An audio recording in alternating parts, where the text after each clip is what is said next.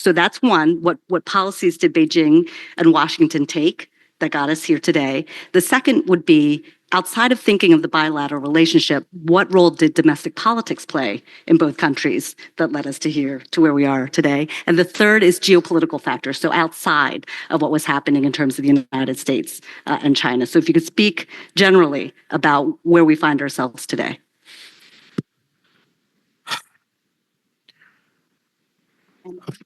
Anecdotes would be great, because he regaled me with many very interesting anecdotes about your particular role in seeing this happen too. Well,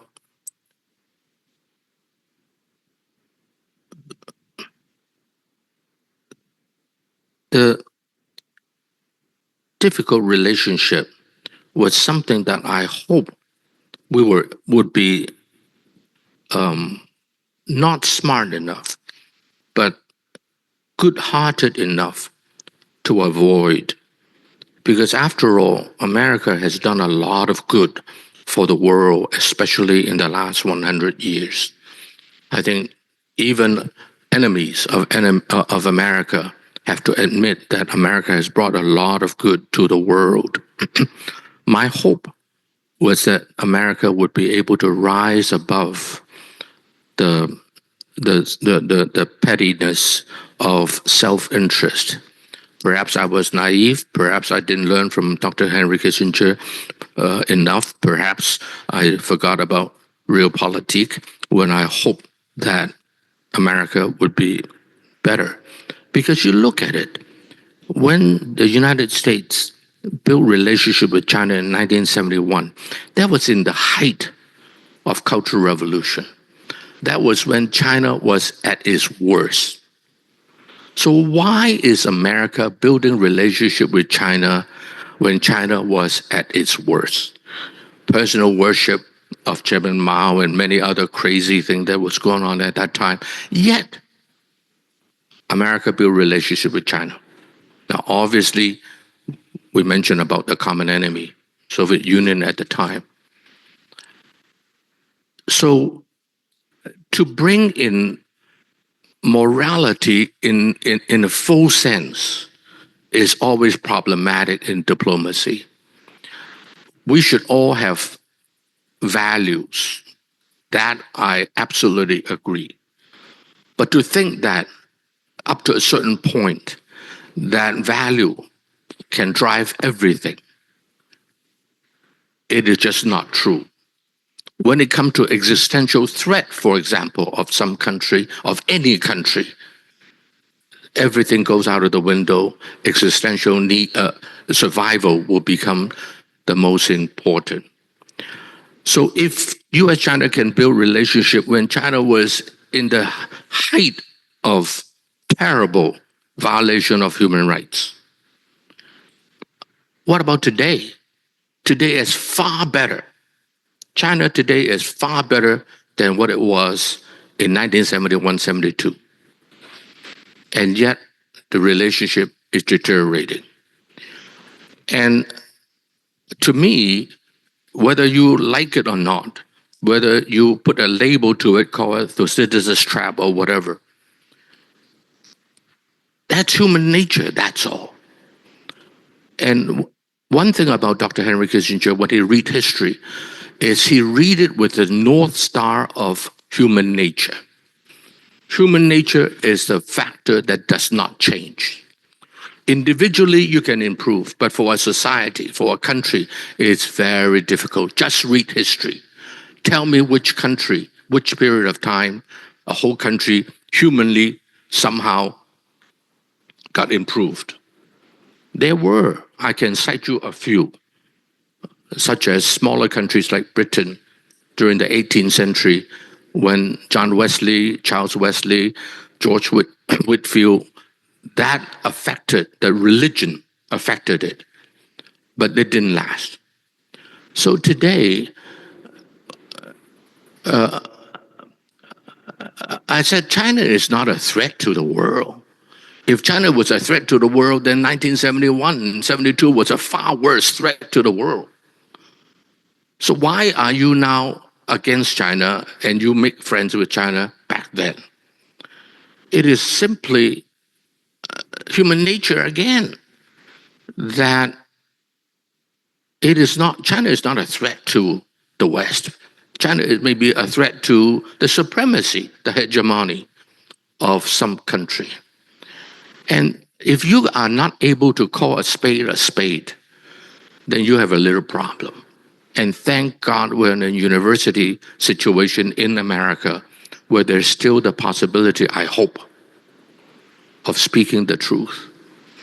And so America doesn't like the fact that somebody else is coming close to it. When Japan rose in the late 80s and early 90s, the book was written, Japan #1, right? America reacted.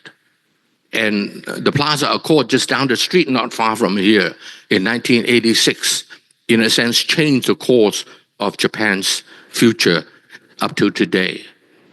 So America is not going to allow anyone, or indeed any country in history, rising would not allow a second power to surpass it. And so I always believe that the world can, much of the problem can best be solved when America, the #1 country, and China, the #2 country, work together. And for the last 30, 40 years, as I said at an Asia Society event about 10 years ago, when Kevin Rudd first joined us as the head of our think tank, I said in that meeting outside of the White House in Hay Adams Hotel that China is very happy to play second fiddle to the United States. And the ambassador of China to Washington, D.C. was sitting in the front row. He did not dispute that statement. Of course, he cannot agree to it either as a representative of China. But he did not dispute the statement. So that means that China was very happy to play second fiddle to the United States. But it takes the #1 to have the magnanimity, the wisdom, the long view to deal with a rising power. If you do not give the rising power the room to grow, history tells us we will not have a good ending.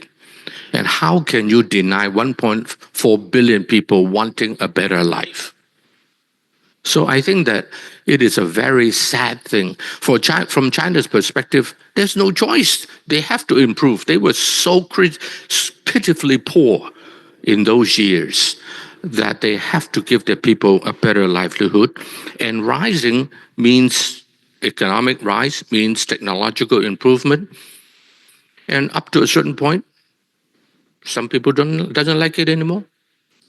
So let me turn then to pivot to Asia then. Do you see in the seeds of that decision or that pivot, the seeds to this growing tension and hostility, that this was the part of the United States trying to contain China's growth rather than an effort to work with China, given its growing strength in the region? So I guess that question comes back to, was it the deliberate policy undertaken by the Obama administration to contain China, to balance China, and not to integrate China?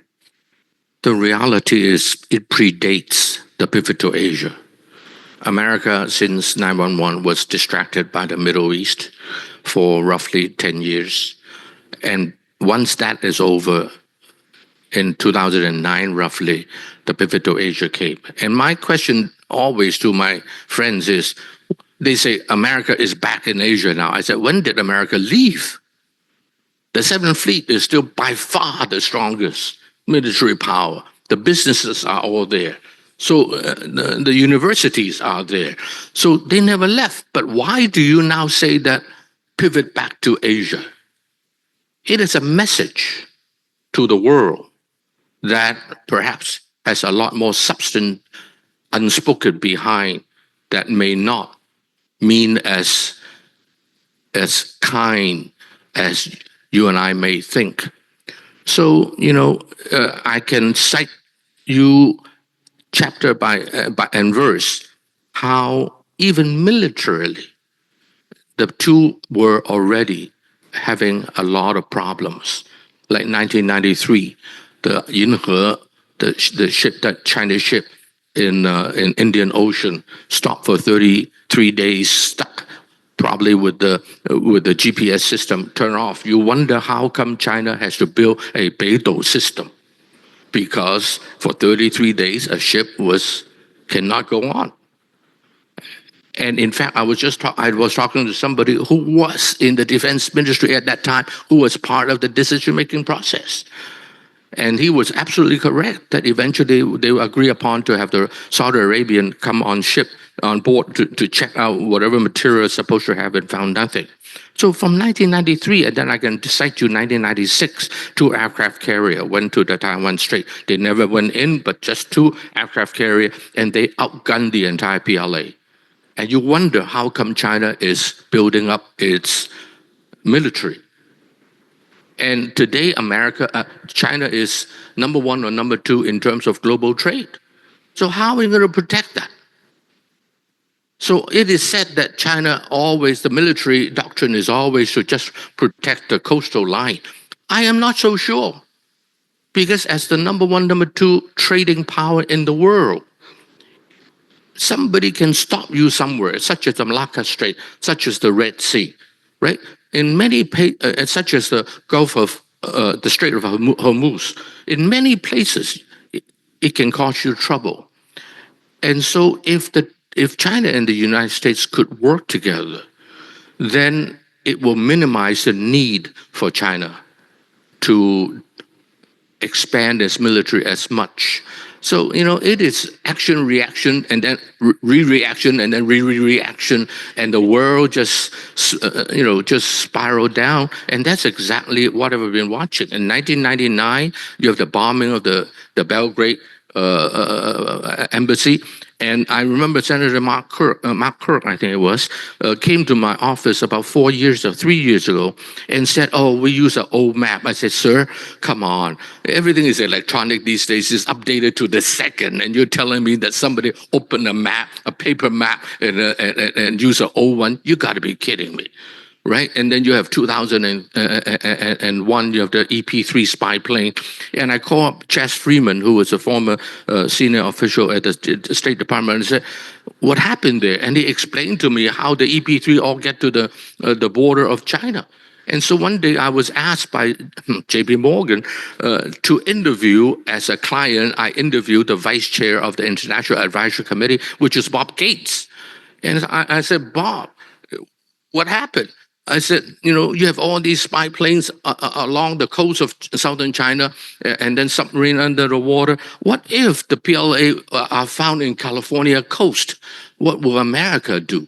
And there's no answer for me, except that we did everything abiding by the international law. Say, okay, so the other guy also abide by the same rule that you abide by. Will America accept that? And there's no answer. And so, American exceptionalism from the 19th century is still alive and well. And so I said that one of the world's biggest problems today is America is still living in the world of 1946. In 1946, America has all the moral authority in the world. America has a superiority economically, militarily, politically, like no other country ever in human history has ever enjoyed. But the world has changed. Europe has risen. Russia is no longer the same Russia. Japan has risen. Now China is risen. India is in the process. So America still think that we can do anything we want. It is like, I am Mike Tyson, you are Ronnie Chan, and you are in the boxing ring.